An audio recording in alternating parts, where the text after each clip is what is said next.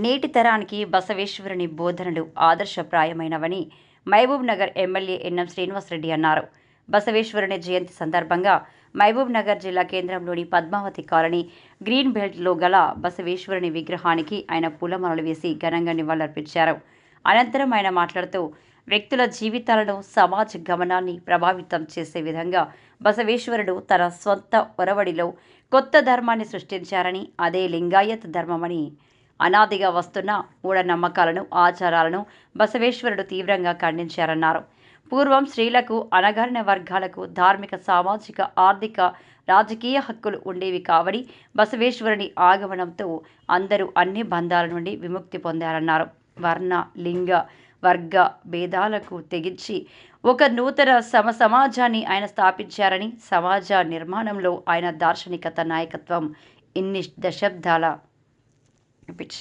ఇన్ని శతాబ్దాల తర్వాత కూడా స్ఫూర్తినిస్తూనే ఉన్నాయన్నారు. బసవేశ్వరుడు సమాజ స్థాపనకై దేవుడినే భక్తుడి వద్దకు తీసుకురావడానికి ఇష్టలింగాన్ని కనిపెట్టారని, పరమశివునికి ప్రతిరూపమైన ఇష్టలింగాన్ని చేతికిచ్చి గుడి సంస్కృతిని, కుల వ్యవస్థను అంతమొందించారని అన్నారు. అగ్రవర్ణాల వారు, నిమ్న జాతుల వారిని, అణగారిన వర్గాల వారిని గుడిలోనికి రానివ్వనప్పుడు ఆ గుడిలోని లింగాన్ని తెచ్చి వారి ఒడిలోన ఉంచిన మహనీయుడు బసవేశ్వరుడని నేడు మనం ఆచరించే యోగాన్ని ఆనాడే ఆయన తన ఇష్టలింగ పూజలో జత చేశారని గుర్తు చేశారు. మాంసాహారాన్ని త్యజించి శాకాహారాన్ని స్వీకరించడం ఇష్టలింగాధరణ, ఇష్టలింగ పూజ. ఇదే బసవేశ్వరుడు సూచించిన భక్తి మార్గమని, సామాజిక వ్యవస్థలో సమానత్వం ఉండాలని, మనుషుల మధ్య, మతాల మధ్య సామరస్యం ఉండాలని ఆకాంక్షించిన ఆయన కుల మతాల మధ్య భేదాలను తెంచి ధార్మిక, రాజకీయ, ఆర్థిక హక్కులను కల్పించి నూతన సమాజ ఒరవడికి శ్రీకారం చుట్టి నేటి ఈ సమాజానికి స్ఫూర్తిగా నిలుస్తున్నారని ఆయన చెప్పారు. ఈరోజు జగద్గురు బసవేశ్వర స్వామి జన్మదినం. 11వ శతాబ్దంలో హిందూ ధర్మంలోని ఛాందసవాదం మీద తిరుగుబాటు చేసి ప్రతి ఒక్కరికి కూడా హిందూ ధర్మ సూత్రాలను వివరించడంతో పాటుగా అనేక సామాజిక రుగ్మతలను పారదోలిన మహావ్యక్తి బసవేశ్వరుడు.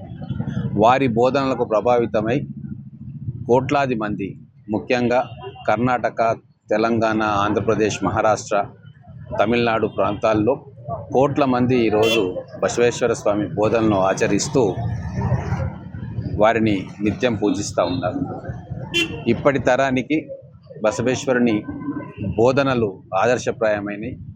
ఈరోజు కూడా భారతదేశంలో అనేక సామాజిక రుగ్మతలు ఉన్నాయి.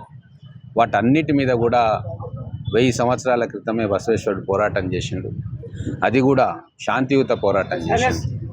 వారి బోధనలతో ప్రభావితమయ్యే ఈరోజు మన రాజ్యాంగంలో కూడా ఆ సామాజిక రుగ్మతల మీద చట్టబద్ధంగా దానికి వ్యతిరేకంగా మనం కాన్స్టిట్యూషన్లో రాసుకున్నాం. ఈ జయంతి రోజు, బసవేశ్వరుని జయంతి రోజు మళ్ళీ ఒకసారి తెలంగాణ ప్రజలు వారి బోధనలకు పునరంకితం కావాలని చెప్పి నేను కోరుకుంటా ఉన్నాను.